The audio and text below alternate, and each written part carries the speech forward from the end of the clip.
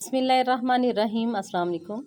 106 साला जापानी डॉक्टर अपनी लंबी ज़िंदगी का राज 6 बातों को बताते हैं। उनका कहना है कि अगर आप में से कोई इंसान मेरी तरह लंबी ज़िंदगी जीना चाहता है तो इन 6 बातों पर अमल करे। वो एक अच्छी बात और सेहतमंद ज़िंदगी और लंबी ज़िंदगी गुजार पाएगा। और उन बातों में से आपको वो 6 बातें बताएंगे। सबसे पहले ये बात है कि आप कभी भी जल्दी रिटायरमेंट मत लें। यानी अगर आप कोई भी जॉब करते हैं या कोई अपना काम करते हैं, कोई बिजनेस करते हैं, तो आप उसमें जल्दी रिटायरमेंट मत लें।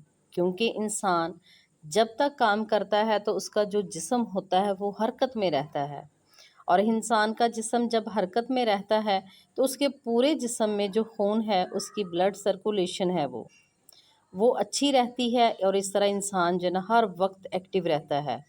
और जब आप जल्दी रिटायरमेंट ले लेते हैं तो आप सुस्त हो जाते हैं, और जब आप फ्री होते हैं तो आप देर से उठेंगे, आप सारा सारा दिन लेटे रहेंगे, आपको कोई काम ही नहीं होगा, जिससे आपका जिस्म जो है वो थक जाता है। दोस्तों, इंसान के जिस्म को इस तरह से डिज़ाइन किया गया है कि इसको जिस हाल में रखा जाए वो उसका आदी हो जाता है। देखिए, मैं आपको इसकी एक मिसाल देती हूँ। अगर एक आदमी जिसके पास साइकिल है और वो उस पर ही सफ़र करता है, लेकिन अगर उसको आप बाइक लेकर दे दें तो आप देखेंगे कि वही आदमी कुछ महीनों के बाद उसके लिए साइकिल चलाना ही मुश्किल हो जाएगा। इसलिए अगर आप चाहते हैं कि आप लंबी ज़िंदगी जिएं तो आप जल्दी रिटायरमेंट मत लें, बल्कि आप काम करते रहें। अपने आप को किसी भी तरह की फ़िज़िकल एक्टिविटी में अपने आप को मसरूफ़ रखें। दूसरी बात जो जापानी डॉक्टर ने बताई वो ये कि मैं पूरे दिन में सिर्फ 2 मरतबा खाना खाता हूँ। एक सुबह खाना खाता हूँ और दूसरा शाम को। कोई हल्का फुल्का खाना खा लेता हूँ। मैं ज़्यादातर मछली का इस्तेमाल करता हूँ और सब्जियों का इस्तेमाल करता हूँ। इसके साथ साथ मैं पूरे महीने में 2 बार गोश्त खाता हूँ। दोस्तों, इस बात का मतलब ये है कि अपने खाने पीने की एक रूटीन रखें। ये नहीं कि हर वक्त खाते रहें, जब दिल किया खाना खा लिया और अपने आप को खाने पीने में जो है लगाए रखें। खाने पीने का जो एक वक्त है वो मुकर्रर करें, एक मिकदार मुकर्रर करें, इससे आपकी सेहत बेहतर रहेगी। तीसरी बात ये है कि अगर आप लंबी ज़िंदगी गुजारना चाहते हैं तो ये बहुत ही ज़रूरी है कि आप खुश रहें। आप वो तमाम काम करें जो आपको खुशी देते हैं, क्योंकि याद रखिएगा, जो इंसान है ना वो इंसान नहीं थकता, इंसान का जिस्म नहीं थकता, इन सब का जो है ना ज़हन जो है ना थकता है। इंसान जब ज़हनी तौर पर थक जाता है तो उसका जो जिस्म होता है वो भी थकना शुरू हो जाता है। लेकिन अगर इंसान ज़हनी तौर पर खुश रहे तो वो अपनी थकावट को भी भूल जाता है, उसे थकावट का एहसास ही नहीं रहता। जैसे मैं आपको एक मिसाल देती हूँ। अगर आपके घर में किसी भाई किसी बहन की शादी है तो आप सारा सारा दिन काम करते रहेंगे, तो फिर भी आप खुश रहेंगे, आपको शादी की खुशी में उस थकावट का एहसास ही नहीं होगा।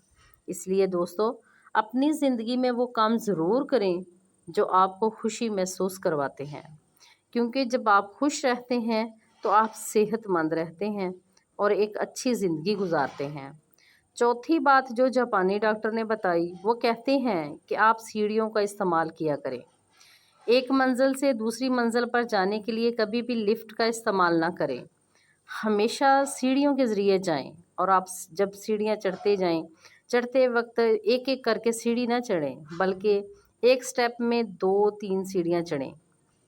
यानी आप तेज़ी से सीढ़ियां पर चढ़ने की कोशिश करें।